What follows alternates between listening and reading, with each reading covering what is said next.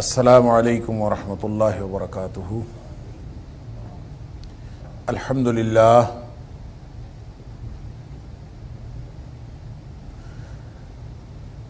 للہ وکفی وسلام علی عبادہ الذین اصطفیٰ۔ اشہد ان لا الہ الا اللہ وحدہ لا شریک لہ واشہد ان محمدا عبدہ ورسولہ صلی اللہ علیہ وآلہ وسلم۔ اللہم صل علی محمد وعلی آل محمد کما صلیت علی ابراہیم وعلی آل ابراہیم انکا حمید مجید۔ اللہم بارک علی محمد وعلی آل محمد کما بارکت علی ابراہیم وعلی آل ابراہیم انکا حمید مجید۔ اما بعد فاعوذ باللہ السمیع العلیم من الشیطان الرجیم من ہمزہ ونفخہ ونفثہ۔ بسم اللہ الرحمن الرحیم۔ طٰہ ما انزلنا علیک القرآن لتشقى الا تذکرۃ لمن یخشی۔ طٰہ، یہ قرآن ہم نے آپ کے لیے کسی مشقت پیدا کرنے کے لیے نازل نہیں کیا، مگر یہ تو نصیحت ہے ہر اس شخص کے لیے جو اللہ کی خشیت اپنے دل میں رکھتا ہو۔ سورہ طٰہ کا آغاز اللہ کے فضل اور اس کی توفیق سے آج کے درس سے ہو رہا ہے۔ سورہ طٰہ 135 آیات کی قرآن حکیم کی 20 نمبر کی سورت ہے، جس کا نزول مکہ مکرمہ میں ہوا، یعنی ہجرت مدینہ سے قبل ہوا، اس لیے اس کو مکی سورت کہا جاتا ہے۔ اور یہ بات پہلے بھی میں عرض کر چکا ہوں کہ مکی اور مدنی سورتوں کی تقسیم وہ مکانی تقسیم نہیں ہے بلکہ زمانی تقسیم ہے، یعنی جو صورتیں ہجرت سے قبل نازل ہوئیں وہ مکی ہیں، اور جو ہجرت کے بعد نازل ہوئیں وہ مدنی ہیں، چاہے وہ کسی بھی مقام پر نازل ہوئی ہوں۔ تو یہ چونکہ مکی صورت ہے اس لیے اس کا بنیادی موضوع تو مکی صورتوں والا ہی ہے، کیا کہ نبی کریم صلی اللہ علیہ وسلم کی رسالت، آپ پر نازل ہونے والے قرآن، اس کی حقانیت اور اس کی صداقت کی وضاحت، اس کے علاوہ عقیدہ توحید کی وضاحت، قانون جزا و سزا، جو بالکل بنیادی عقائد اور بنیادی تصورات شریعت کے ہیں وہ اس کے اندر بیان کیے گئے ہیں۔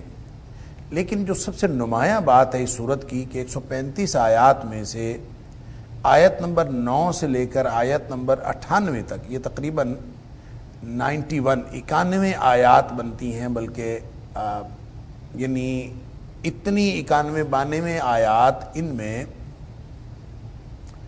ایک قصہ بیان کیا گیا ہے، اور وہ ہے حضرت موسیٰ علیہ السلام کا قصہ۔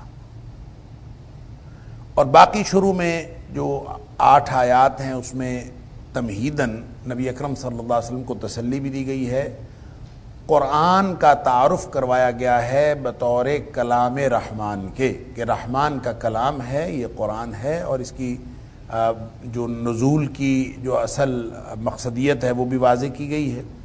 اور اس تمہید کے بعد، یعنی آیت نمبر 1 سے لے کر آیت نمبر 8 تک، اس تمہید کے بعد آیت نمبر 9 سے 98 تک یہ تمام حضرت موسیٰ علیہ السلام اور فرعون کا قصہ ہے، اور اس کے اندر مختلف پہلو ہیں، وہ بھی ہم دیکھیں گے کہ یہ فرعون کا اور موسیٰ علیہ السلام کا تذکرہ۔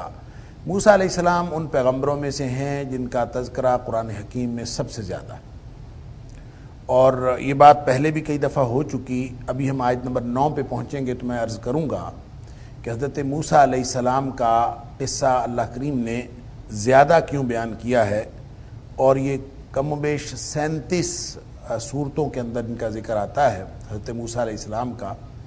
اور بعض نے کیلکولیشن یہ بھی کی ہے کہ جو آیات ہیں جن میں حضرت موسیٰ علیہ السلام کا قصہ بیان ہوا ہے ان کی تعداد 500 سے اوپر ہے، بعض نے 514 لکھی ہے، لیکن صحیح بات یہ ہے کہ یہ ان کی تعداد جو ہے وہ 600 کے قریب ہے، جن آیات میں حضرت موسیٰ علیہ السلام اور حضرت ہارون علیہ السلام کا ذکر ہے۔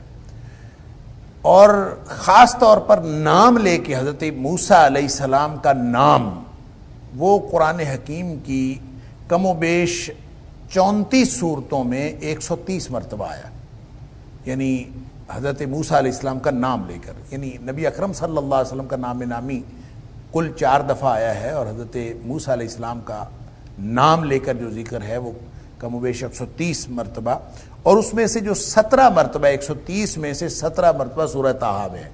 گویا یہ قصہ جو ہے سب سے زیادہ جو تفصیل کے ساتھ جہاں بیان ہوئے، ویسے تو قرآن کا اسلوب قصہ بیان کرنے کا ہے نہیں، کہانی سنانے کا اسلوب قرآن کا ہے ہی نہیں۔ قرآن صرف کسی قصے کے وہ پہلو نمایاں کرتا ہے جس میں کوئی عبرت اور نصیحت اور سبق کی بات ہوتی، لہذا یہاں سورہ طٰہٰ میں بھی کوئی بہت زیادہ تفصیلات قصے اور کہانی کے طور پر نہیں دی گئیں، بس جستہ جستہ ان کی مختلف چیزیں بتائی گئی ہیں، اور ان میں بھی جو اسباق ہیں وہ ہمیں بتائے گئے ہیں۔ اور اس کے علاوہ سورہ قصص کے اندر کافی تفصیل ہے، اور بہت سارے وہ پہلو اس واقعے کے جو سورہ طٰہٰ میں سامنے نہیں آتے وہ سورہ قصص کے اندر سامنے آتے ہیں، پھر بھی یہ کہانی نہیں بنتی، اس کے وہ پہلو ہیں جو جن کے اندر نصیحت ہے اور جن کے اندر درس ہے، جن کے اندر عبرت ہے، وہ اللہ کریم نے بیان فرمائے۔ آیت نمبر 99 سے لے کر آیت نمبر 114 تک یہ جو حصہ ہے، اس میں اگرچہ نبی اکرم صلی اللہ علیہ وسلم سے خطاب ہے، لیکن اس میں بنیادی جو فوکس ہے وہ احوال قیامت کے اوپر ہے۔ گویا اس وقت کے اولین مخاطبین یعنی مشرکین مکہ کو، اور جو مکہ کے دوسرے باسی تھے ان کو، اور پھر رہتی دنیا تک تمام انسانیت کو یہ بنیادی تصور دینا مقصود ہے کہ قرآن کے نزول کی بات ہو یا نبی اکرم صلی اللہ علیہ وسلم کی بعثت کی بات ہو، دراصل انسانیت کو اس بڑے امتحان میں کامیابی کے لیے تیار کرنا ہے، اور وہ اس اعتبار سے احوال قیامت بھی ہیں، ساتھ نبی اکرم صلی اللہ علیہ وسلم کو خطاب بھی ہے۔ آیت نمبر 115 سے آیت نمبر 129 تک آدم اور ابلیس یعنی آدم علیہ السلام کا ذکر، اور پھر ساتھ ابلیس کا، وہ ظاہر ہے یہ لازم ملزوم ہے، اس میں تذکرہ آ جاتا ہے، یہ قصہ بیان کیا گیا ہے، لیکن وہاں قصہ بھی بطور قصہ اور کہانی سنانے کے لیے نہیں، بلکہ قانون جزا و سزا بیان کرنے کے لیے ابتدائی آفرینش کا ایک قصہ بیان کیا گیا۔ اور اس کے بعد جو آیت نمبر 130 سے 135 تک نبی اکرم صلی اللہ علیہ وسلم کو ہدایات ہیں، آپ کو تسلی ہے، اور خاص طور پر صبر کی تلقین ہے۔ گویا کہ یہ جو حالات ہیں جن میں سورہ طٰہٰ کا نزول ہو رہا ہے، یہ نبی اکرم صلی اللہ علیہ وسلم کے لیے اور دیگر اہل ایمان کے لیے مشکل حالات ہیں جن میں سورہ طٰہٰ کا نزول ہوا، اور بنیادی طور پر گویا نبی کریم صلی اللہ علیہ وسلم کی جو بطور رسول آپ کے جو فرائض تھے وہ اس میں بیان کیے گئے ہیں، آپ کا جو مشن ہے اس کا تعارف کروایا گیا ہے، رحمان کا تعارف کروایا گیا ہے، رحمان کی تعریف بھی کی گئی ہے، اور پھر اسی طرح قصہ موسیٰ علیہ السلام ذکر کر کے نبی اکرم صلی اللہ علیہ وسلم کو ایک طرح سے تسلی ہی دی گئی ہے کہ جس طرح بالآخر موسیٰ علیہ السلام کامیاب ہوئے، اسی طرح بالآخر آپ کو بھی اللہ تعالیٰ کامیابی عطا فرمائے گا۔ موسیٰ علیہ السلام کے قصے کے حوالے سے جیسے میں نے عرض کیا کہ اس میں مختلف اسباب ہیں جو اللہ کریم نے اس لیے اس کو زیادہ مختلف مقامات پہ بہت زیادہ اس کو بیان کیا ہے۔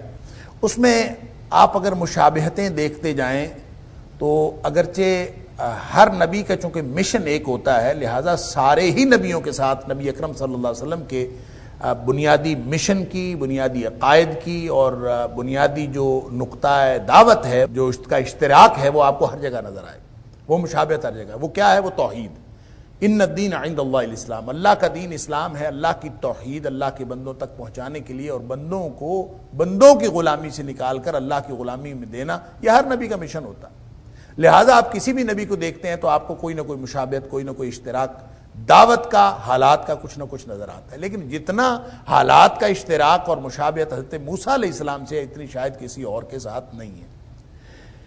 اور اس کو اگر آپ صرف واقعاتی اعتبار سے دیکھیں کہ حضرت موسیٰ علیہ السلام کو جو اللہ تعالیٰ نے ابتداً ہی جہاں نبوت کا آغاز ہو رہا ہے تو بالکل ایک صیغہ راز میں، یعنی اکیلے تھے، تنہائی میں، اور پھر یہ بھی کہ اس تنہائی میں ایک ایسے مقام پر تھے جہاں آپ کے ساتھ کوئی بھی نہیں تھا۔ جبریل علیہ السلام آئے ہیں نبی اکرم صلی اللہ علیہ وسلم پر، اور حضرت موسیٰ علیہ السلام کو ایک خاص سمت میں بلا کے، ایک رخ پہ بلا کے وہاں پہ کہہ دیا گیا ہے کہ میں نے تجھے چن لیا ہے اور میں نے تجھے ایک خاص جو عظمت عطا فرما دی ہے. تو یہ گویا جو نبوت کا آغاز ہے، جو نبوت کی انفارمیشن ہے، اس انفارمیشن کے اعتبار سے بھی دونوں کے اندر بہت مشابہت ہے حالات کے اعتبار سے. اسی طرح جو میں نے پہلے عرض کیا کہ توحید اور آخرت کا جو درس ہے وہ تو سارے انبیاء کے یکساں ہوتا ہے، اور اسی طرح جب دعوت کا آغاز کیا ہے تو نبی کریم صلی اللہ علیہ وسلم بھی اس بھرے شہر میں، بھرے پورے شہر میں اکیلے تھے، اور حضرت موسیٰ علیہ السلام نے بھی جب آغاز کیا ہے دعوت کا تو یہاں مکے میں فرعون صفت سرداران قریش تھے، اور وہاں مصر کے اندر فرعون تھا جس نے حضرت موسیٰ علیہ السلام کی مخالفت کی. تو یہ بھی ایک مشابہت ہے.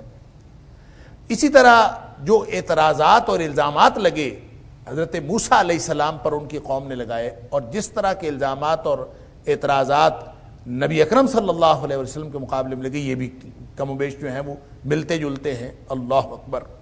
اس لیے ان سارے حالات میں، اور پھر ہجرت بھی، نبی اکرم صلی اللہ علیہ وسلم کو بھی قوم کے تنگ کرنے پر ہجرت کرنا پڑی، اور اسی طرح حضرت موسیٰ علیہ السلام کو بھی وہاں سے ہجرت کرنا پڑی. تو یہ بھی ایک مشابہت ہے واقعات کی. لیکن ایک بات جس کی طرف مفسرین نے بہت کم توجہ دلائی ہے کہ وہ ایک بہت ہی نسبتاً تھوڑا سا عمیق نقطہ ہے کہ حضرت موسیٰ علیہ السلام کا ذکر کیوں ہے زیادہ. اس کی وجہ یہ ہے، اس کی ایک وجہ یہ ہے، باقی جو حالات کی مناسبتیں ہیں، اور یہ مجھے لگتا ہے کہ شاید یہ سب سے اہم وجہ ہو، وہ یہ ہے کہ حضرت موسیٰ علیہ السلام کو اللہ تعالیٰ نے بنی اسرائیل کی طرف مبعوث فرمایا تھا، اور بنی اسرائیل کو آپ فرعون کے چنگل سے نجات دلا کر ان کو ہجرت کرنے میں کامیاب ہو گئے، اور آپ وہاں آ گئے، اور پھر اس کے بعد ان کو جتنے بھی بعد کے حالات ہیں ہجرت کے بعد اللہ تعالیٰ نے فرعون سے ان کو نجات دی، اور پھر اللہ تعالیٰ نے اس وقت کی جتنی اقوام تھیں اور پوری قوم کو، بنی اسرائیل کی قوم کو، ان ساری اقوام کے اوپر فضیلت دی. اللہ نے اپنا کلام بھی سنایا، اپنے رسول حضرت موسیٰ علیہ السلام کے ذریعے سے پوری تعلیمات بھی ان تک پہنچا دی، ان کو فضیلت بھی عطا فرما دی. لیکن ان ساری فضیلتوں کے باوجود یہ اپنے ایسے ہٹ دھرم واقع ہوئے تھے کہ یہ ہر موقع پر حضرت موسیٰ علیہ السلام کو بھی تنگ کرتے رہے، حضرت ہارون علیہ السلام کو بھی تنگ کرتے رہے، اور بعد میں بھی نبیوں کو تنگ کرتے رہے، حتیٰ کہ نبی اکرم صلی اللہ علیہ وسلم کی تشریف آوری پر بھی آپ کی جو سب سے زیادہ مخالفت کی ہے علمی بنیادوں پر تو یہود نے کی. تو وہ بنی اسرائیل ہی تھے جنہوں نے نبی اکرم صلی اللہ علیہ وسلم کی مخالفت کی ہے. تو موسیٰ علیہ السلام کا بار بار تذکرہ کر کے قرآن میں دراصل ان کو زجر و توبیخ کی جا رہی ہے کہ بدبختو، جن اللہ کے برگزیدہ نبی کو تم ماننے کا دعویٰ کرتے ہو وہ تو سارے کا سارا نبی اکرم صلی اللہ علیہ وسلم کے ساتھ دعوت کا بھی اشتراک رکھتے ہیں، حالات کا بھی اشتراک رکھتے ہیں. اور نبی اکرم صلی اللہ علیہ وسلم کی کتنی احادیث ہیں جس میں آپ فرماتے ہیں کہ ہم یہودیوں سے زیادہ موسیٰ علیہ السلام کے ساتھ تعلق رکھتے ہیں. روزے کی بات ہوئی، جو روزہ اس لیے رکھتے ہیں کہ اللہ تعالیٰ نے اس دن 10 محرم کو اللہ تعالیٰ نے نجات دلائی تھی فرعون سے. تو نبی کریم صلی اللہ علیہ وسلم نے فرمایا اچھا اس لیے رکھتے ہیں تو ہمارا تعلق ان سے زیادہ ہے موسیٰ علیہ السلام کے ساتھ، تو ہم بھی رکھیں. تو گویا نبی کریم صلی اللہ علیہ وسلم نے ہر موقع پر یہ، اور تو قرآن نے یہ جو بار بار ذکر کیا ہے گویا یہ ان کو تنبیہ ہے اور ان کو زجر و توبیخ ہے، ان کو ایک مسلسل اور مستقل ڈانٹ ہے. اور گویا مانوی طور پر ان کے سارے اعتراضات جو انہوں نے نبی کریم صلی اللہ علیہ وسلم کے اوپر کیے، اور ان ساری مخالفتوں کا اور ان ساری ہرزہ سرائیوں کا قرآن نے اس پازیٹیو انداز سے، اس مثبت انداز سے جواب دے دیا ہے کہ قرآن نے بار بار موسیٰ علیہ السلام کا ذکر کیا ہے، اور نبی اکرم صلی اللہ علیہ وسلم کی اور موسیٰ علیہ السلام کی کہ باہمی تعلق کا اظہار کیا ہے، اور موسیٰ علیہ السلام کا ذکر کر کے نبی اکرم صلی اللہ علیہ وسلم کو تسلی دی ہے، اور ساتھ ہی ساتھ ان کو تنبیہ کی ہے کہ تم جس نبی کی مخالفت پر تلے ہوئے ہو ان کو اللہ موسیٰ علیہ السلام کا ذکر کر کے تسلی دے رہا ہے، ان کا تو آپس میں تعلق ہی بہت گہرا ہے. لہٰذا یہ ایک مستقل زجر و توبیخ اور ایک ان کی ہرزہ سرائیوں کا ایک جواب قیامت تک کے لیے موجود ہے. جب جب جہاں جہاں جیسے جیسے قرآن پڑھا جاتا رہے گا تب تب اللہ تعالیٰ ان کو ایک طرف اہل ایمان کو، نبی کریم صلی اللہ علیہ وسلم کے ماننے والوں کو اور آپ کے امتیوں کو جہاں جہاں تسلی ہوگی وہاں وہاں ہر اس شخص کو جو یہودیوں کی سنت پر عمل کر کے نبی کریم صلی اللہ علیہ وسلم اس کے ماننے والوں کی مخالفت کرے گا، ان کی زجر و توبیخ اور ان کی تنبیہ بھی قرآن کے اندر ہمیشہ اسی وقت موجود رہے. لہٰذا یہ ایک ایسا نقطہ ہے، یہ ایک ایسا پہلو ہے اس دعوت کا، حضرت موسیٰ علیہ السلام کے قصے کے تذکرے کا، جو شاید بعض اوقات نگاہوں میں نہیں آتا، اور ظاہری حالات ہم دیکھ کر اور موسیٰ علیہ السلام کی ظاہری دعوت اور نبی کریم صلی اللہ علیہ وسلم کی ظاہری دعوت دیکھ کر، ان کے اشتراکات دیکھ کر ہم سمجھ لیتے ہیں کہ شاید اس وجہ سے، لیکن یہ دراصل یہ ایک مانوی وجہ ہے جو شاید سب سے اہم وجہ ہے۔ ایک طرف نبی اکرم صلی اللہ علیہ وسلم کو اور آپ کے ساتھی اہل ایمان کو تسلی، اور دوسری طرف جو ہے وہ یہود کو تنبیہ، اور جو بھی اس طرح کی زندگی گزارتے ہوں اور اسلام پر طعن و تشنیع کرتے ہوں، ان کے لیے ایک تنبیہ کا اور زجر و توبیخ کا ایک مستقل انتظام۔ سورہ طٰہٰ کے بارے میں ایک اور جو حالانکہ بڑی سادہ سی صورت، ایک قصہ آپ کو جیسے میں نے عرض کیا 90-92 آیات جو ہیں وہ حضرت موسیٰ علیہ السلام کے قصے پر ہیں، اور پھر آگے جا کے ہم دیکھتے ہیں کہ آیت نمبر 115 سے 124 تک وہ تقریباً 9-10 آیات جو ہیں وہ آدم علیہ السلام اور ابلیس کے قصے پر ہیں، لیکن اس کے اندر اتنے اسباق ہیں اور ایسی شاندار اور جاندار اس کے اندر دیگر قرآن کی آیات کی طرح چھوٹی چھوٹی آیات، لیکن اس کے اندر اتنی چاشنی ہے، اتنی تاثیر ہے، اللہ اکبر۔ اسی لیے بعض لوگوں نے تو اس کے بارے میں یہ کہا ہے، بعض روایات میں علامہ شوکانی وغیرہ نے لکھا ہے کہ حضرت عمر فاروق رضی اللہ تعالیٰ عنہ جیسا جو سخت دل اور سخت گیر آدمی، جو اسلام دشمنی میں اتنا سخت تھا، ابو جہل اور حضرت عمر فاروق رضی اللہ تعالیٰ عنہ، یہ دونوں ہی تو اسلام دشمنی میں سب سے زیادہ سخت تھے، اور نبی کریم صلی اللہ علیہ وسلم دعا کیا کرتے تھے کہ اللہ ان دونوں میں سے ایک کو اسلام دے۔ تو علامہ شوکانی نے لکھا ہے کہ جو دل پگھلا تھا حضرت عمر فاروق رضی اللہ تعالیٰ عنہ کو سورہ طٰہٰ سن کے ہوا تھا، تو یہ گویا اس کی چھوٹی چھوٹی آیات کے اندر اس قدر تاثیر ہے۔ البتہ جو بعض روایات میں دوسری یعنی آیات بھی قرآن حکیم کی ہیں، لیکن پورا قرآن ہی اپنے اندر ایک تاثیر رکھتا ہے۔ اعوذ باللہ من الشیطان الرجیم، بسم اللہ الرحمن الرحیم۔ طٰہٰ، طٰہٰ حروف مقطعات میں سے ہے، بعض لوگ اس کو نام بھی رکھ لیتے ہیں، اور یعنی ہمارے تو نام رکھنے کا رواج جو ہے وہ اس طرح سے ہے کہ کوئی لفظ ہو تو ہم اس کو نام بنا لیتے ہیں۔ قرآن کے بہت سارے افعال ہیں جو ہمارے ہاں نام بنے ہوئے ہیں، بہت سارے جو لوگوں نے ایسے ہی ایک لفظ پکڑ لیا، اقرا نام ہے، حالانکہ اقرا کا معنی ہے پڑھو، اور فعل ہے، فعل امر ہے، لیکن بہت سارے لوگ اس کو نام کے طور پہ استعمال کرتے ہیں، بہت معروف ہے۔ ازکا اسی طرح نام ہے۔ اسی طرح سے جو ابھی پچھلے دنوں مجھے کسی نے پوچھا ٹیلی فون پہ کہ ہم نے اپنی بچی کا نام رحمہ رکھا ہے، رحمہ۔ میں نے کہا یہ کیا ہوتا ہے؟ میں نے کہا رحمہ ہوگا، کہتے نہیں رحمہ۔ میں نے کہا رحمہ کیا ہے؟ مجھے نہیں سمجھ آئی کہ یہ رحمہ کیا ہے، تو میں اس کو رحمہ تائے تانیث کے ساتھ دیکھ رہا تھا، اسی طرح سوچ رہا تھا کہ رحمہ کیا ہے، تو وہ مجھے کہتی ہے قرآن میں آیا ہے رحمہ۔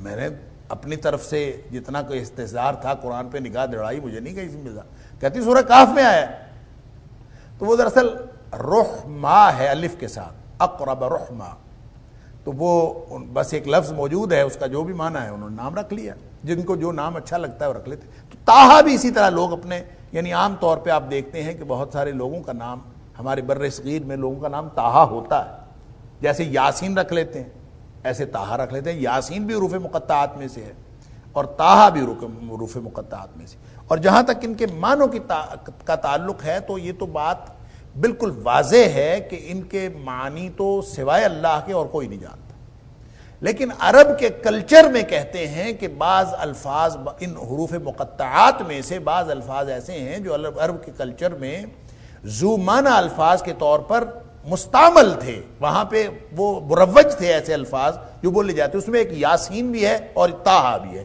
یہ دونوں عرب کے کلچرز کے اندر یہ تھے۔ یہ دونوں کیا تھا ان کا معنی؟ دونوں کا تقریباً معنی ایک ہے، یاسین اے انسان، اور یہ جو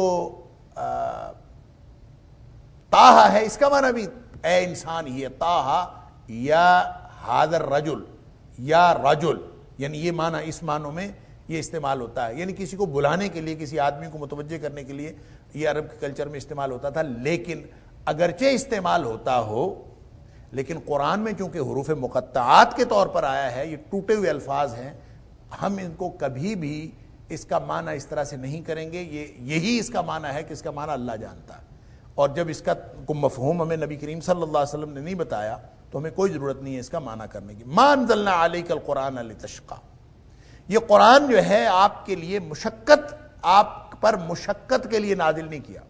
علیک القرآن, ما انزلنا علیک, آپ پر قرآن اس لیے نازل نہیں کیا لتشقی کہ آپ مشقت میں پڑھیں. یہ جو تشقی ہے, شاقی یا یشقی, اس کے کئی معنی ہیں. اس کا ایک معنی بد نصیبی بھی ہوتا ہے, محرومی بھی ہوتا ہے, تھکاوٹ بھی ہوتا ہے, تکلیف بھی ہوتا ہے, اور اس کا یعنی مختلف اس کے معنی ہیں. اصل جو واضح معنی ہے وہ تکلیف اور تھکاوٹ ہے, کہ آپ کو کسی مشقت میں ڈالنے کے لیے, تکلیف میں ڈالنے کے لیے قرآن نازل نہیں ہوا. نبی اکرم صلی اللہ علیہ وسلم کی زندگی میں اور جو آپ کے ساتھی تھے ان کی زندگیوں میں دو طرح کی مشقت ملتی ہے قرآن کے حوالے سے. ایک تو وہ مشقت ہے کہ بعض مفسرین نے لکھا ہے کہ شروع میں جب قرآن نازل ہوا تو جیسے جیسے قرآن نازل ہوتا جاتا تھا, نبی اکرم صلی اللہ علیہ وسلم اور صحابہ کرام اس کو راتوں کو کھڑے ہو کے اپنی نمازوں میں تلاوت کرتے تھے. اب ظاہر ہے شروع میں تھوڑا تھا قرآن تو اتنا یاد کر لیتے تھے, اتنا راتوں کو پڑھا کرتے تھے. آہستہ آہستہ قرآن کی مقدار زیادہ ہوتی گئی, نازل شدہ قرآن کی مقدار زیادہ ہوتی گئی, تو یہ راتوں کو ساری رات بعض اوقات جو ہے کھڑا ہونا پڑتا, اور یہ مشقت جو تھی اس طرح کی تھی. اور جب کفار خاص طور پہ صحابہ کرام کو راتوں کو کھڑا دیکھتے تو وہ مذاق بھی اڑاتے تھے کہ یہ قرآن نے تو ان کو مصیبت میں ڈال دیا ہے, ان کو مشقت میں ڈال دیا. تو وہ جو مذاق کرتے تھے, اس کا مطلب یہ نہیں ہے کہ نبی کریم صلی اللہ علیہ وسلم یا اہل ایمان مشقت محسوس کرتے تھے, وہ قطعاً مشقت محسوس نہیں کرتے تھے. یہ تو ایک تانا تھا کہ یہ مشقت میں پڑ گئے ہیں, اب اس قرآن نے ان کی راتوں کی نیند بھی اڑا دے گی. حالانکہ قرآن تو کتاب ہی ایسی ہے کہ کوئی راتوں کو اٹھ کے پڑھے یا نہ پڑھے, جس کو قرآن سمجھ میں آ گیا اس کی راتوں کی نیند لازماً اڑ جاتی. تو جن کو قرآن کا پتہ نہیں ہے وہ تو ظاہر اس طرح کی باتیں کریں گے. تو یہ فرمایا جا رہا ہے کہ قرآن اس لیے نازل نہیں ہوا کہ آپ کو کسی مشقت میں ڈالے. یہ مشقت اس کا مقصد نہیں ہے, اس کا مقصد نزول مشقت نہیں. دوسرا اس کا مفہوم یہ ہے, وہ مشقت جس کا ذکر قرآن نے مختلف جگہوں پہ بھی کیا ہے, وہ دراصل تکلیف اور تھکاوٹ کا احساس, وہ تکلیف اور تھکاوٹ کا احساس جو انسان کو حسرت کی وجہ سے ہوتی ہے.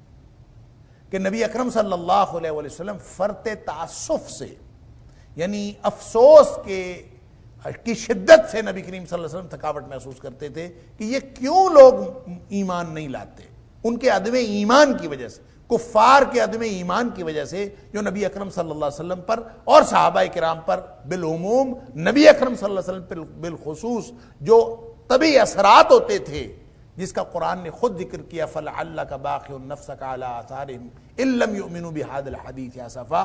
آپ تو گویا اپنے آپ کو ہلاک کر بیٹھیں گے ان کے پیچھے کہ یہ ایمان کیوں نہیں لاتے. نبی کریم صلی اللہ علیہ وسلم کو اس قدر افسوس ہوتا تھا, اور اس افسوس کی وجہ سے آپ فزیکلی تھکاوٹ بھی محسوس کرتے تھے اور آپ تکلیف بھی محسوس کرتے تھے. گویا اس مشقت کی طرف اشارہ ہے جو تکلیف اور تھکاوٹ کی صورت میں ان کے عدم ایمان کی وجہ سے نبی اکرم صلی اللہ علیہ وسلم اپنی خیر خواہی کے جذبات کی وجہ سے محسوس کرتے تھے.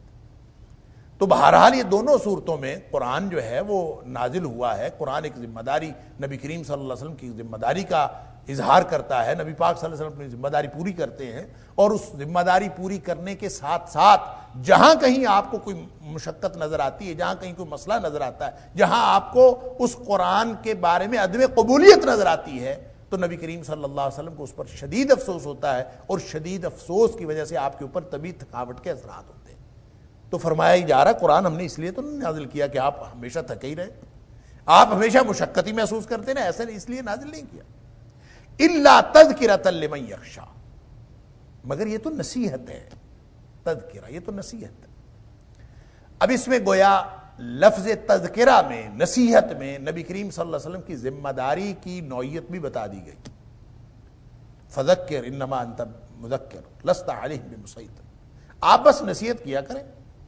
آپ افسوس کیوں کرتے ہیں ان کے اوپر, آپ کیوں اپنے اوپر جو ہے اتنا بوجھ لے لیتے ہیں, اتنی ذمہ داری لے لیتے ہیں. آپ سوچ سوچ کے اپنے آپ کو گویا ہلاک کرنے کے قریب پہنچے ہوئے ہیں. اتنا افسوس نہ کیا کریں. الا تذکرۃ, یہ تو صرف ایک نصیحت ہے, آپ نے نصیحت کر دی بس ٹھیک ہے.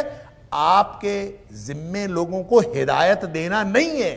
انک لا تہدی من احببت ولکن اللہ یہدی من یشاء، جس کو اللہ چاہتا ہے ہدایت دیتا ہے، آپ جس کو چاہیں ہدایت نہیں دے سکتے، آپ کے ذمے کام، آپ کے ذمے صرف پہنچا دینا ہے بس۔ الا تذکرۃ، یہ تذکرہ ہے، یعنی گویا وہ جو مشقت نبی کریم صلی اللہ علیہ وسلم کو ہو رہی ہے افسوس کی شدت کی بنیاد پر، ان کے عدم ایمان کی وجہ سے نبی کریم صلی اللہ علیہ وسلم کو اور اہل ایمان کو ایک ڈائمنشن دی جا رہی ہے کہ آپ بس پہنچائیں اور بس خواہ مخواہ ان کے اوپر حسرت اور افسوس نہ کریں۔ کوئی ایمان لاتا ہے تو لائے، نہیں لاتا تو نہ لائے، آپ بس دعا بھی کریں ان کی ہدایت کے لیے اور تبلیغ بھی کرتے رہیں، نصیحت بھی کرتے رہیں، اور جس کو نصیحت فائدہ دے جاتی ہے تو اس کی قسمت اچھی ہے تو اس کو فائدہ دے جائے گی، نہیں فائدہ دیتے تو آپ کے ذمہ بس اتنا ہی۔ لمن یخشا، یہ تذکرہ، یہ نصیحت اس کے لیے ہے جس کے دل میں اللہ کا خوف، یخشا جو ڈرتا، جو خشیت ہے نا، دیکھیں قرآن میں خوف، تقوی اور خشیت یہ مختلف الفاظ ہیں جو اللہ کریم کے لیے استعمال ہوئے ہیں۔ یخافون ربہم، اپنے رب سے ڈرتے ہیں، گویا رب کے لیے خوف کا لفظ استعمال۔ خشیت اصل یہ جو لفظ استعمال ہوا یہ بڑا ہی خاص الخاص لفظ ہے۔ خوف کسی کا بھی ہو سکتا ہے، خشیت اور تقوی وہ اللہ کے سوا کسی کو نہیں ہو سکتا۔ اگر کسی اور کا ہوگا تو انسان اپنے دل میں ایمان سے محروم ہوگا، جس کو تقوی اور خشیت کسی اور کی ہوگی۔ خشیت کے اندر امام راغب اصفہانی نے اور علامہ زبیدی نے تاج العروس میں، علامہ راغب اصفہانی نے مفردات القرآن میں اس کے خشیت کے معنوں کے اندر لکھا ہے کہ یہ ایسا خوف ہوتا ہے کہ جس ہستی سے خوف کیا جا رہا ہو اس کی عظمت دل میں ہو، جو عظمت کے ساتھ ہو اس کو خشیت کہا جاتا ہے۔ اور جو خوف ہے، خاف یخاف، یہ خوف کا مطلب ہوتا ہے کہ نقصان کا خطرہ، کسی بھی چیز سے نقصان کا خطرہ ہو تو وہ خوف ہوتا ہے۔ اب ظاہر ہے کہ کوئی شخص اللہ سے، جو آدمی غلطیاں کر رہا ہے، گناہ کر رہا ہے، گناہ کبیرہ کا مرتکب ہو رہا ہے، کفر کر رہا ہے، شرک کر رہا ہے، تو اس کو اللہ سے خطرہ تو ہوگا نا۔ اور جو شخص نہیں بھی کر رہا، اس کو بھی کسی وقت اللہ کی ناراضگی کا خطرہ ہو تو اس کو نقصان کا خطرہ جب ہوگا تو وہ خوف ہوگا۔ اور جب خشیت ہوگی تو خشیت میں امید بھی ہوتی ہے، خشیت میں توقع بھی ہوتی ہے، خشیت میں خوف بھی ہوتا ہے، کسی چیز کا خطرہ بھی ہوتا ہے، اور خشیت ان تینوں باتوں کے بغیر بھی کسی ہستی کے رعب کی وجہ سے جو انسان کے اندر کیفیت ہوتی ہے وہ بھی خشیت ہوتی ہے، یعنی اللہ کا رعب دل میں ہو، اللہ کی عظمت دل میں ہو۔ سورہ زمر کے اندر اللہ کریم نے قرآن کا جہاں ذکر کیا، یہاں بھی قرآن کا ہی تذکرہ ہے، وہاں قرآن کا ذکر ہے کہ اللہ نزل احسن الحدیث، اللہ نے کائنات کا بہترین کلام نازل کیا ہے، کتابا متشابہا مثانی، ایسی کتاب جو ملتے جلتی آیات اور بار بار دہرائی جانے والی آیات پر مشتمل ہے۔ تقشعر منہ جلود الذین یخشون ربہم، رونگٹے کھڑے ہو جاتے ہیں ان لوگوں کے جو اپنے رب کی خشیت دل میں رکھتے ہیں، یخشون ربہم، اپنے رب کی عظمت دل میں رکھتے ہیں۔ تو جب تک اللہ کی عظمت، اور عظمت یہ وہی ہوتی ہے کہ کلام اثر اس وقت کرتا ہے، کلام کی تاثیر اس وقت بڑھتی ہے جب صاحب کلام کی معرفت حاصل ہو، صاحب کلام کی حیثیت واضح ہو، صاحب کلام کی عظمت کا شعور دل میں ہو، تو پھر پتہ ہوتا ہے، پھر انسان کے اوپر وہ کلام اثر کرتا ہے۔ میں بڑی سادہ سی مثال اکثر دیا کرتا ہوں کہ کوئی شخص کہے پکڑ لو، اب یہ بالکل سادہ سا فکرہ ہے، یہاں سے آپ میں سے کوئی شخص کہے پکڑ لو، تو اس کا کیا مطلب ہوگا؟ اس عام سا مطلب ہوگا کوئی چیز پکڑا نہیں ہے، پتہ نہیں کیا کرنا ہے، مطلب اس کی کوئی خاص اہمیت نہیں۔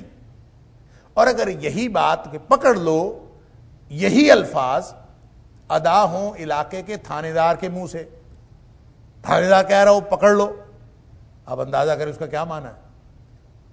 اس کا معنی تو یہ ہے کہ دوڑیں لگ جائیں گی لوگوں کی کہ تھانے دار نے کہا پکڑ لو، اس کا کچھ اور معنی ہے۔ اور یہی بات اگر ملک کا وزیر اعظم کہہ دے پکڑ لو، تو یہ تو بریکنگ نیوز ہوگی، دنیا میں تھرتھلی مچ جائے گی کہ یہ کیا کہہ رہا ہے۔ گویا جیسے جیسے صاحب کلام بدلتا ہے، کلام کی تاثیر بدلتی ہے۔ تو کیا خیال ہے شہنشاہوں کے شہنشاہ کے بارے میں؟ خالق و مالک کے بارے میں، جس کی بڑائی اور کبریائی ہماری حد ادراک سے باہر ہے، اس کے کلام کی بات. اللہ، جب یہ پتہ ہو، جب یہ معلوم ہو، جب یہ معرفت حاصل ہو کہ یہ اس کا کلام ہے، اللہ اکبر، تو دل میں جب خشیت ہوتی ہے تو پھر رونگٹے کھڑے ہو ہی جاتے ہیں. اللہ اکبر.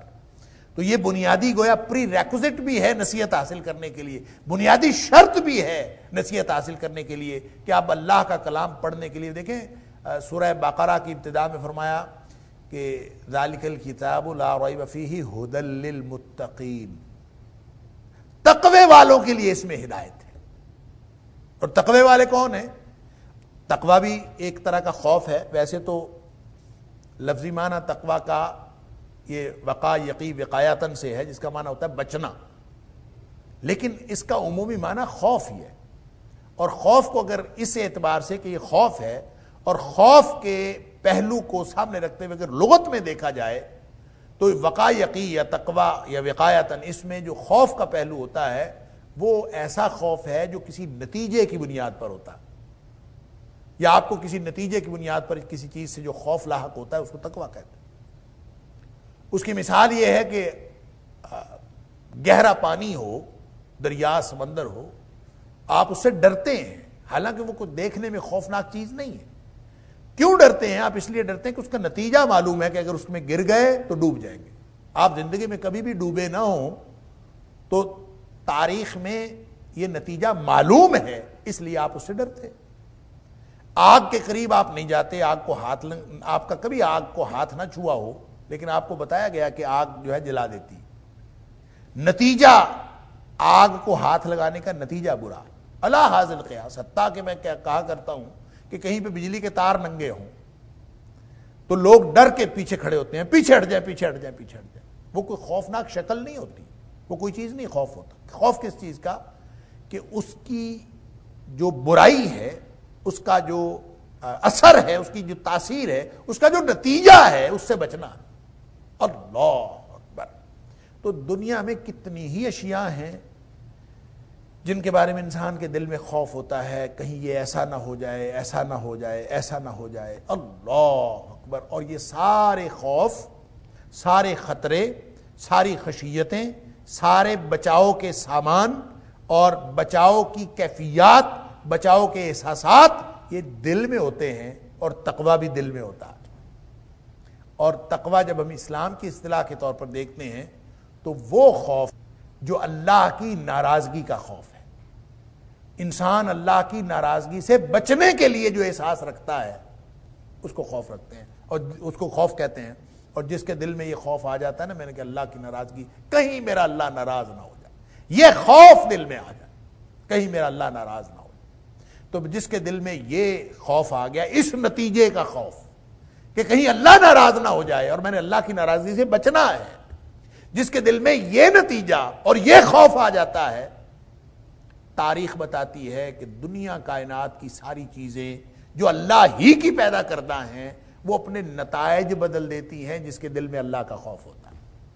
اگر یہ نتیجہ دل میں ہو کہ میرا اللہ ناراض نہیں ہونا چاہیے، دنیا کائنات ادھر کی ادھر ہو جائے، تو کبھی آپ کو اللہ کی خوشنودی حاصل کرنے کے لیے اور اللہ کی ناراضگی سے بچنے کے لیے آپ کو سمندر میں کودنا پڑ جائے تو یہ پھر اللہ کا کام ہے کہ وہ سمندر سے آپ کو بچائے. وہ سمندر راستے بنا دے آپ کو، آپ کے لشکر کو غرقاب نہ کرے، بلکہ آپ کو وہاں سے محفوظ نکالنے کا انتظام اللہ کرے، پھر اس کا کام ہے. اگر آپ نے اللہ کی ناراضگی سے بچنے کے نتیجے سے خوف کھایا ہے اور دل میں وہ خوف ہے، وہ تقوی ہے، تو پھر ایسا ہوگا اور ایسا ہو سکتا ہے جیسا کہ تاریخ میں مثال موجود ہے کہ پھر آگ کا جو نتیجہ ساری زندگی لوگ سمجھتے ہیں کہ وہ جلا دیتی ہے، پھر ایسا ہو سکتا ہے کہ اللہ حکم دے آگ کو کہ یا نار کونی بردم و سلام علی ابراہیم، اے آگ یہ بندہ میری ناراضگی سے بچنے والا بندہ ہے اور اس نے تیری پرواہ نہیں کی، اب تیرا کام یہ ہے کہ تو نے اس کو جلانا نہیں ہے، اس کے لیے سلامتی والی بن جا. اللہ حاضل قیاس. یعنی جب اللہ کا خوف دل میں آتا ہے وہ ہے تقوی. تو گویا تقوی بھی خوف ایسا ہے جو اللہ کی ناراضگی سے بچنے کا خوف ہے. وقایقی وقایتن کا معنی بچنا ہوتا ہے. خشیت اللہ کی عظمت کی دھاک ہے جو دل میں بیٹھی ہوئی ہو. تو یہ ساری پری ریکوزٹس ہیں. ذالک الکتاب لا ریب فیہ ھدی للمتقین. جس کے دل میں اللہ کی ناراضگی سے بچنے کی تڑپ ہوگی یہ قرآن اس کو منزل مقصود پر لے جائے. تذکرۃ لمن یخشی. یہ ان لوگوں کے لیے تذکرہ ہے, نصیحت ہے جو دل میں اللہ کی عظمت کا خوف, اللہ کی عظمت کا خوف, اللہ کی جو بڑائی ہے اس کا رعب رکھتے ہیں, ان کے لیے نصیحت ہے. لہذا کوئی شخص جو قرآن کو پڑھے اور وہ قرآن کی میں نکتہ افرینیاں کرنے کے لیے پڑھے, اس کے دل میں قرآن کی کوئی عظمت ہی نہیں ہے, اس کے دل میں صاحب قرآن کی کوئی عظمت نہیں ہے. اس کلام کے خالق کی, اس کلام کے مالک کی اور اس کلام کا جو اصل منبع اور ماخذ ہے, جو ہستی ہے, اس ہستی کی کسی کے دل میں عظمت ہی نہیں ہے. وہ قرآن پڑھتا رہے, اس کو قرآن کچھ نہیں دیتا. یضل بہ کثیرا ویہدی بہ کثیرا. یہ تو پھر ہدایت نہیں دیتا, گمراہی دے گا. ہے یہ کتاب ہدایت, لیکن ان لوگوں کو ہدایت نہیں ملتی, کفر ملتا ہے, گمراہی ملتی ہے, جو لوگ اللہ کی خشیت دل میں نہیں رکھتے. الا تذکرۃ لمن یخشی کا یہ ایمان. تنزیلا ممن خلق الارض والسماوات العلی. اللہ سنیں, اب یہ خشیت کی وضاحت ہو رہی ہے. اگر خشیت کا یہ تصور, اگر خشیت کا یہ مفہوم جو میں نے عرض کرنے کی کوشش کی ہے, اگر ہمیں یہ سمجھ میں آ جائے تو اگلی آیات جو ہیں اسی کو سمجھانے کے لیے ہیں کہ تنزیلا ممن خلق الارض والسماوات العلی. یہ کلام پتہ ہے کس کا ہے؟ خشیت پتہ ہے کیا رکھنی ہے, دل میں عظمت کیا رکھنی ہے, کہ یہ اس کی نازل کردہ کتاب ہے. تنزیلا, یہ اس نے نازل کی ہے. ممن خلق الارض والسماوات العلی, جو زمین و آسمان کا خالق ہے. اللہ, ساری زمینیں اس نے تخلیق کی ہیں, اور سماوات العلی, یہ جو بلند آسمان ہیں, ان کا خالق ہے. جب آپ کو یہ سمجھ آئے کہ کائنات کی وسعتیں سمجھ آ جائیں, سائنسدانوں سے ہی پوچھ لیں کتنی بڑی کائنات ہے, کائنات کی وسعتوں کا اندازہ جدید ترین سائنس بھی نہیں کر سکتی.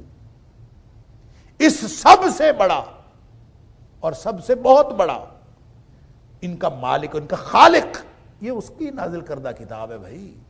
اس لیے وہ رعب دل میں ہونا چاہیے, پھر اس سے آپ کو نصیحت ملے گی, وگرنہ نہیں ملتی. اور وہ کون ہے, اس کا تعارف, یعنی پہلے قرآن کا تعارف, اب صاحب قرآن کا تعارف, صاحب کلام کا تعارف. کون ہے صاحب کلام؟ الرحمن علی العرش استوى. وہ رحمان ہے, یہ کلام رحمان کا ہے. نصیحت اس کو ملے گی جس کے دل میں رحمان کی خشیت ہوگی. اللہ اکبر. اور وہ رحمان کون ہے؟ وہ زمین و آسمان کا خالق ہے. اور الرحمن علی العرش استوى, وہ رحمان جو عرش پر مستوی ہو گیا, عرش پر مستوی ہے. یہ وہ بات ہے جو سورہ اعراف میں بھی ہم بڑی تفصیل سے کر آئے. میں صرف عرض کر دیتا ہوں خلاصے کے طور پر. استوا کا جو کلمہ ہے قرآن میں 7 دفعہ بیان ہوا, اور اللہ کریم کے بارے میں ثم استوى علی العرش, ثم استوى علی العرش, اور یہاں ہے الرحمن علی العرش استوى, کہ وہ رحمان جو عرش پر مستوی ہے. اس کا معنی کیا ہے؟ مستوی کا لفظی معنی اگر آپ کرنے کی کوشش کریں تو اس کا معنی ہے بلند ہوا. اب عرش پر بلند ہوا سے کیا مراد ہے؟ بعض لوگ ترجمہ کرتے ہیں عرش پر مستوی ہوا, عرش پر مقیم ہو گیا. بعض ترجمہ کرتے ہیں عرش پر بیٹھ گیا, عرش پر کھڑا ہو گیا, عرش پر قرار پکڑا. جو مرضی ترجمہ کر لے, لیکن اللہ کی صفات کے بارے میں کوئی تعویل نہیں کرتے. استوا کا معنی آپ جو بھی کہیں, بلند ہوا کہہ لیں, آپ اس کا ترجمہ مستوی ہونا ہی کر لیں, لیکن اس کی تعویل نہیں کرنی, اس لیے کہ اللہ کی صفت ہے. اللہ کی صفت کی تعویل نہیں کی جاتی. اللہ کی ساری صفات کو تسلیم کیا جاتا ہے بغیر تعطیل کے, بغیر تشبیہ کے, بغیر تجسیم کے, بغیر تعویل کے, اور اس کو صرف اور صرف اسی طرح ایمان رکھا جاتا ہے. اللہ اکبر. الاستواء معلوم, استواء معلوم ہے. اللہ اکبر. وَكَيْفِيَّتُهُ مَجْهُولٌ، اس کی کیفیت ہمیں کوئی نہیں معلوم۔ اللہ عرش پہ مستوی ہے، کما ہوا شانہ، جس طرح اس کی شان ہے اپنی شان کے مطابق مستوی ہے، بس بات ختم۔ اس کا مطلب کیا ہے، بیٹھا ہے، کھڑا ہے، کیا نہیں ہے، نہ ہم اس کی تجسیم کر سکتے ہیں اور نہ ہم اس کی تعویل کر سکتے ہیں کہ اس کا معنی تو جی اصل میں اس کا معنی وہ ہے، نہیں، اصل میں کیا معنی ہے، اصل میں وہی معنی ہے جو قرآن نے بیان کیا۔ لیکن وہ کیسے ہے، وہ اللہ کی کرسی کی بات ہو، وہ اللہ کے ہاتھ کی بات ہو، وہ اللہ کے پاؤں کی بات ہو، وہ اللہ کے قدم، وہ کسی اللہ کے جسم کی بات ہو، وہ اللہ کے چہرے کی بات ہو، ترجمہ ہم وہی کریں گے۔ آپ اللہ کے چہرے کا مطلب اللہ کا چہرہ کر دیں، اللہ کی ذات کر دیں، اللہ کے ہاتھ کا ترجمہ اللہ کا ہاتھ کریں، اللہ کی کرسی کا ترجمہ اللہ کی کرسی کریں، لیکن اس کا مطلب وہ کرسی، وہ ہاتھ، وہ چہرہ نہیں ہوگا جس کا تصور ہم اپنے ذہنوں میں رکھتے ہیں۔ کیوں؟ لیس کمثلہ شیء، اس جیسی کوئی چیز ہے ہی نہیں، لہذا کیفیتہ مجہول، اس کی کیفیت معلوم نہیں ہے۔ والایمان بہ واجب، اس کے اوپر جو ایمان رکھنا ہے یہ واجب ہے۔ لہذا ہم استوا کے اوپر، اللہ کی ساری صفات کے اوپر ایمان رکھنا ہے، ایمان رکھتے ہوئے تعویل نہیں کرنی، تعطیل نہیں کرنی، اس کو کسی جگہ پہ معطل نہیں سمجھنا، تشبیہ نہیں دینی کہ فلاں جیسا، کیونکہ ہے ہی نہیں، اللہ کی تشبیہ کیسے، اللہ اکبر۔ لہذا بغیر تشبیہ کے، بغیر تجسیم کے، بغیر تعویل کے، بغیر تعطیل کے اور بغیر تکییف کے، اس کی کیفیت بیان کیے بغیر ہم اللہ کی صفات کو تسلیم کرتے ہیں۔ لہذا الرحمن علی العرش استوى، رحمان عرش پر ہے، لیکن ہے کیسے یہ ہمیں معلوم نہیں، بس اللہ عرش پر ہے، اور کیسے ہے، مستوی ہونے کا کیا مطلب ہے، ہمیں کچھ نہیں پتا۔ آپ اگر ان ساتوں مقامات پر قرآن کا ترجمہ صرف یہ کریں کہ اللہ عرش پر مستوی ہے جیسے اس کی شان ہے اپنی شان کے مطابق، تو یہی ترجمہ اس کا درست ہے اور یہی معنی درست ہے۔ اور اللہ کی ساری صفات کے بارے میں ہمیشہ یہ نہیں کبھی کہنا کہ تعویل کر لیں جی استوا کا، اللہ کی شان کے مطابق کوئی ترجمہ کر لیں، کوئی معنی کر لیں، کوئی تعویل۔ تعویل اصل میں لفظ یہ اصطلاحی طور پر آپ سمجھ لیجئے، تعویل کا لفظی معنی تو ہوتا ہے اصل حقیقت، لیکن تعویل اصطلاح میں کسی بھی کلمے سے یا کسی بھی حکم سے جو حاصل ہونے والے مفاہیم ہیں، کئی مفاہیم، ان میں سے کسی دلیل کی بنیاد پر کسی ایک مفہوم کو متعین کر دینا تعویل کہلاتا ہے۔ دوبارہ سن لیجئے، کسی چیز سے کئی مفاہیم اخذ ہو رہے ہوں، یا ایک اس سے زیادہ مفاہیم، 2 مفہوم، 3 مفہوم، 4 مفہوم، جس میں سے کئی مفاہیم نکل رہے ہوں، تو کسی دلیل کی بنیاد پر کسی ایک مفہوم کو متعین کر دینا کہ اس سے مراد فلاں ہے، یہ تعویل کہلاتا ہے۔ گویا تعویل بھی بے دلیل نہیں ہوتی، تعویل دلیل کے ساتھ ہوتی ہے۔ اللہ کی صفات کی تعویل بھی منع ہے۔ کیوں؟ اس لیے کہ جب ہم اللہ کے ہاتھ کا ترجمہ قبضہ قدرت کر دیتے ہیں تو اللہ کے ہاتھ کا ترجمہ قبضہ قدرت تو ایک معنی ہے نا، تو ہم نے اس کو متعین کر دیا، تو اللہ کی صفات کو متعین، اس کا معنی متعین نہیں کر سکتے۔ کما ہوا شانہ، لیس کمثلہ شیء، اس جیسی کوئی چیز نہیں، بس بات ختم۔ لہذا الرحمن علی العرش استوى، رحمان عرش پر ہے، عرش پر مستوی ہے، کیسے ہے؟ جیسے اس کی شان ہے، اپنی شان کے مطابق وہ عرش پر مستوی ہے۔